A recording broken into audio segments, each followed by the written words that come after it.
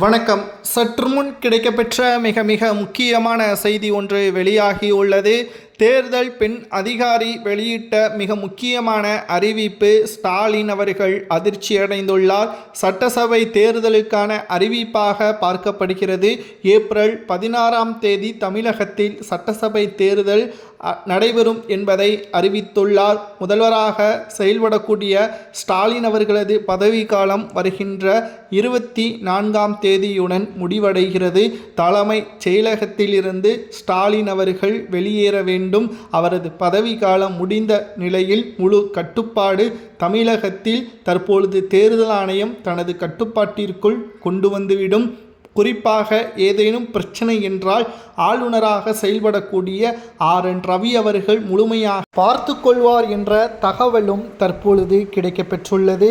இதனால் தேர்தல் ஆணைய அதிகாரிகளது முழுவதும் கட்டுப்பாட்டிற்குள் வந்த நிலையில் ஸ்டாலின் அவர்கள் அதிர்ச்சியடைந்துள்ளார்.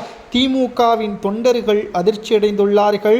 மேலும் இன்னும் சில நாட்களே இருக்கக்கூடிய நிலையில் ஒவ்வொரு அதிகாரங்களும் ஒவ்வொரு நாளாக பறிக்கப்படும். அரசு வாகனங்கள் பறிமுதல் செய்யப்படும். காவலாளிகள் மீண்டும் ஸ்டாலின் அவர்களுக்கு உதவியாக இருக்க மாட்டார்கள். மேலும் கிட்டத்தட்ட தேர்தல் தேதி வந்த பிறகு எந்த ஒரு அரசு நிகழ்ச்சிகளையும் நடத்தக்கூடாது. மக்களுக்கு நேரடியாக முதல்வர் என்பதை பயன்படுத்தக்கூடாது என்பதையும் தேர்தல் ஆணையம் விதித்துள்ளது. இதனால் ஸ்டாலின் அவர்கள் இன்னும் 35 நாட்கள் மட்டும்தான் முதல்வர் பதவியில் செயல்படுவார் என்று தலைமை தேர்தல் பெண் அதிகாரி தமிழ்நாட்டில் நியமனம் செய்யப்பட்டுள்ளவர் தெரிவித்திருப்பார். மேலும் ஸ்டாலின் அவர்களுக்கு மிகப்பெரிய சிக்கலாக இந்த தகவல் அமைந்துள்ளது.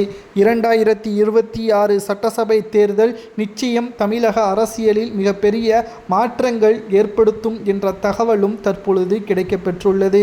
இந்த தேர்தலை பொறுத்தளவிற்கு மக்கள் மத்தியில் செல்வாக்குகளும் மக்கள் மத்தியில் நல்ல பெயரும் திமுக இந்த 2 மாதங்களில் பெறுவதற்கு முயற்சிகளை செய்து வருகிறது. ஆனால் மக்களுக்கு நன்றாகவே தெரியும், 5 ஆண்டுகள் திமுக செய்யாததை இந்த 2 மாதத்தில் செய்ததாக காட்ட நினைக்கிறது. மக்கள் யாரை தேர்வு செய்ய வேண்டும், யாரை தோற்கடிக்க வேண்டும் என்பதில் அவர்கள் நிச்சயம் தெளிவு.